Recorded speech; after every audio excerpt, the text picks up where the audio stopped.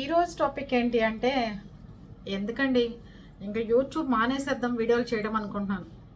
ఎందుకు? వ్యూస్ వచ్చి వచ్చి వచ్చి ఎప్పటికో వస్తున్నాయి. ఎక్కడున్నాము అంటే అక్కడే ఉన్నాం 2 ఇయర్స్ నుంచి. అది పరిస్థితి. ఎందుకంటారు? మీ మీ టైం వేస్ట్, నా టైం వేస్ట్ రోజు. అదే కొంతమంది ఇన్ఫ్లుయెన్సర్లు యూట్యూబర్లు ఏమో సంవత్సరంలో 4-5 ఇళ్ళు కొంటున్నారు. చక్కగా పెద్ద పెద్ద విల్లాలు కొనుక్కుంటున్నారు. వాళ్ళ మీద పడి ఏడవడం కాదు. అలాంటి వీడియోలు ఇంకా చూస్తుంటే పాపం కొంత ఇంకా కొనుక్కుంటారు కదా. మన టైం అంతా వేస్ట్ చేసుకుని మనం ఎదగని వీడియోల దగ్గర కూర్చోవడం బదులు మీరు నేను కలిసి వాళ్ళ వీడియోలే చూసేసి వాళ్ళని పైకి తీసుకొచ్చేస్తే అయిపోతుంది. అంతే కదా. ఎప్పుడైనా యూట్యూబ్లో వీడియోలు పెట్టామంటే నాలాంటి వాళ్ళు కొంచెం పైకి రావడం, ఇక్కడి దాకా రావడం చాలా పెద్ద విషయం. నగలు చూపించకుండా, చీరలు చూపించకుండా, లేకపోతే ఏదైనా క్రీములు చూపించకుండా, ఏమీ చూపించకుండా అసలు ఏంటి ఇక్కడి దాకా రావడం అనేది పెద్ద జర్నీ. అలాంటిది ఇంకా పోరాడలేకపోతున్నాను. అలాగని ఓడిపోవట్లేదు. కానీ కొంచెం వాళ్ళకి ఇంకా పెద్ద ఛానల్స్కి సపోర్ట్ చేస్తామంటే ఇంకో 4 ఇళ్ళు కొనుక్కుంటారు, 4 స్థలాలు కొనుక్కుంటారు, సంవత్సరంలో 5-6 ఇళ్ళు కొనుక్కుంటారు, ఒక 10 నెక్లెస్లు కొనుక్కుంటారు, ఒక 20 మందికి పట్టు చీరలు పెడతారు, కనీసం 200 మందికి భోజనాలు పెడతారు. మళ్ళీ మనం ఎక్కడున్నాను అంటే ఉన్న చోటే ఉన్నాం. నేను, సుజాత గారు, విజయ్ గారు పొద్దున్న లేచిన దగ్గర నుంచి పోరాడుతూనే ఉంటాం. ఎక్కడున్నాం? ఇక్కడే ఉన్నాం మనందరం, ఈ రూమ్లోనే. అర్థమైందా? అది. ఇంకోటి చెప్పమంటారా? అందరూ ఎందుకు యూట్యూబ్ చేస్తారు? సైలెంట్గా ఉండొచ్చు కదా అంటారు. యూట్యూబ్ చేయడం ఇష్టం లేదు, కానీ మీరందరూ పరిచయం అయిన తర్వాత రోజు మీతో కబుర్లు చెప్పండి నిద్ర పట్టట్లేదు. అదొక వ్యాధిలాగా తయారైంది. ఏం చేద్దామంటారు? అవునా?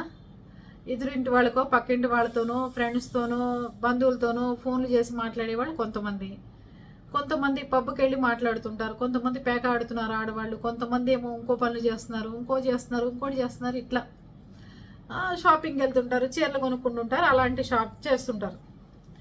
నాకేమో పొద్దున్న లేచిన కాడి నుంచి మీ అందరు లేచారా లేవలేదా, ఎలా ఉన్నారు, ఎవరికన్నా పెళ్లి సంబంధాలు కుదిరినాయా, పిల్లలకు ఉద్యోగాలు వచ్చాయా, బాగున్నారా బాగాలేదా అని చెప్పి మీ గురించి ఆలోచనలు ఎక్కువ నాకు. అందుకని నిద్ర పట్టదు. నైట్ కూడా మిమ్మల్ని పలకరించేసి పడుకుంటే ప్రశాంతంగా ఉంటుంది. ఇది ఒక కొత్త రకం జబ్బు. డాక్టర్ని కలవాలేమో, ఆలోచించాలి.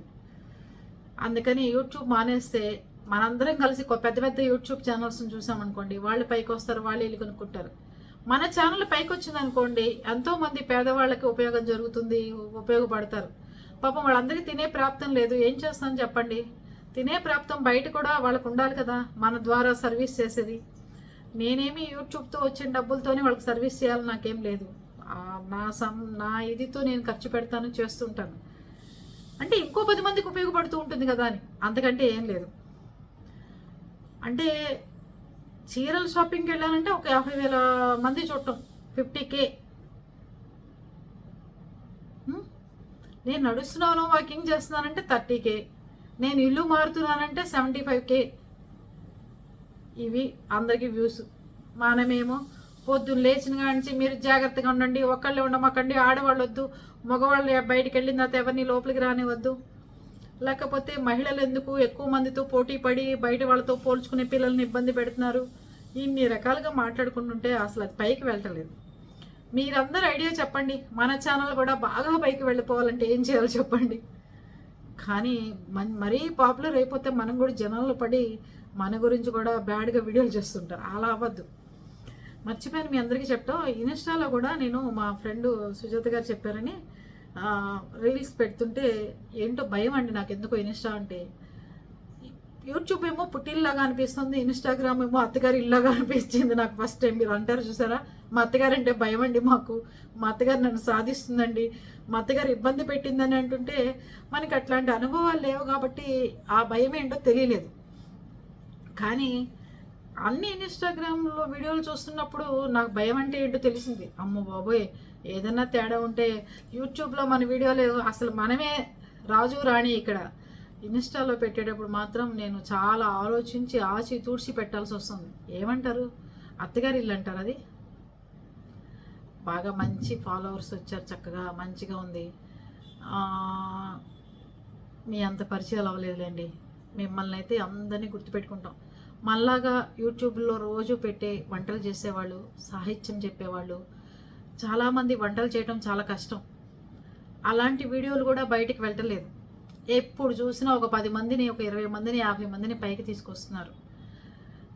ఎంత కష్టం అంటే వంటలు చేసిన వీడియోలు పెట్టడం, ఒక గార్డెనింగ్ వీడియో కానీ లేకపోతే ఏదన్నా పెట్టడం చాలా కష్టం వాళ్ళు. అవన్నీ చాలా ఓపిక్గా పాపం చేస్తున్నారు. ప్లీజ్ నా ఛానల్ని మీరు ఎంకరేజ్ చేసినా చేయకపోయినా ఇలా ఉన్న చిన్న చిన్న ఛానల్స్ని మాత్రం అందరూ ఎంకరేజ్ చేస్తే వాళ్ళకి ఎంతో అంత ఉపాధి కలుగుతుంది. ఒక 10 మందికి వాళ్ళు మేలు చేసిన వాళ్ళు అవుతారు. చిన్న చిన్న ఛానల్స్ని సపోర్ట్ చేయండి. మంది మధ్యస్థంగా ఉన్న ఛానల్ అండి, ఇబ్బంది ఏం లేదు. ఉంటే ఉంటుంది, లేకపోతే లేదు. మనకు కూడా సగం వయసు వచ్చేసింది, ఇంకా ఎన్నాళ్ళు చేస్తాం మనం కూడా. పిల్లల పెళ్ళిళ్ళు అన్నావా, ఇవన్నీ ఇంకా మధ్యలో ఉండిపోయాం కదా. వాళ్ళు పెళ్ళిళ్ళు చేసుకోవాలన్నప్పుడు పెళ్ళిళ్ళు చేయాలి. అలాంటప్పుడు యూట్యూబ్కి ఫస్ట్ చెప్పాల్సిన టైం వస్తుంది.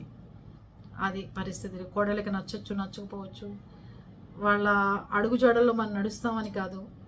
కుటుంబం అందరూ ఇష్టపడితేనే మనం ఈ ఛానల్ రన్ చేయగలుగుతాం. ఇప్పటిదాకా మా ఇంట్లో ఉన్న మా నలుగురికి ఫాదర్ వైపు, అత్తగారి వైపు ఎవరికి ఇబ్బందులు లేవు. అలాగే ఇంటికి వచ్చిన కోడలకు కూడా మనం మర్యాద ఇవ్వాలి, గౌరవం ఇవ్వాలి. అత్తయ్య వద్దులే అత్తయ్య, ఇదంతా వద్దు, బోర్ మనకి అనుకో, సరే అమ్మా పద ఇంకోటి ఏదైనా చేసుకుందాం అని చెప్పి వెళ్ళిపోవడమే. అలా అని కాదు కానివ్వండి. యూట్యూబ్ ఛానల్ పెట్టుకున్న తర్వాత బోల్డ్ బాధ్యతలు ఉంటాయి. ఎక్కడికైనా వెళ్తే ఎవరు బ్యాడ్ కామెంట్ అన్నా పెట్టారా, లేకపోతే ఎవరన్నా ఏదన్నా సమస్య ఉందని మెయిల్ పెట్టారా, ఇవన్నీ చెక్ చేసుకోవడమే రోజస్తమానం సరిపోతుంది. ఆ మెయిల్స్ చెక్ చేయాలి, కామెంట్కి రిప్లై పెట్టాలి, కామెంట్లు చదవాలి. ఆ ఇన్స్టాలో అయితే కనీసం 190, 200, 300 కామెంట్స్ వస్తున్నాయి ఒక్కొక్క వీడియోకి.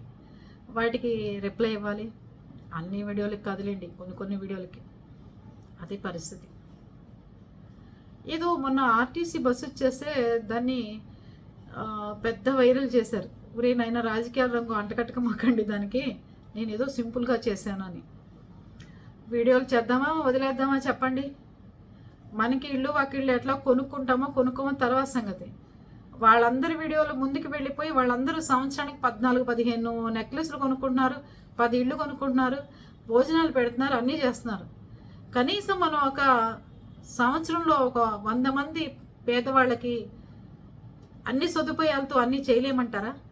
చెప్పండి మరి, మీరు చేయగలమా లేదా? నా టార్గెట్ సంవత్సరానికి 50 మంది అవుతున్నారు. నేను అంతకంటే ముందుకు వెళ్ళలేకపోతున్నాను, ఎంత బలవంతంగా వెళ్దామన్నా. అట్లా 100 మంది అయితే బాగుండు అని నా టార్గెట్. వాళ్ళేమో 15 ఇళ్ళు, 16 నెక్లెస్లు కొనుక్కుంటున్నారు. నేను ఇంకా 50 మంది పేదవాళ్ళ దగ్గరే మిగిలిపోయాను. అది పరిస్థితి. 25 మంది స్టూడెంట్సు, 25 మంది లేనివాళ్ళు అంటే పిల్ల పెళ్ళి, ఆరోగ్యము, లేకపోతే వాళ్ళ ఇంట్లో ఆర్థిక పరిస్థితులు, వాళ్ళ దగ్గరే స్టాప్ అయిపోయింది నా జీవితం అంతా. ఇంకా 51 మంది, 52 మందికి రావట్లేదు. అదే పరిస్థితి. అర్థమైందా?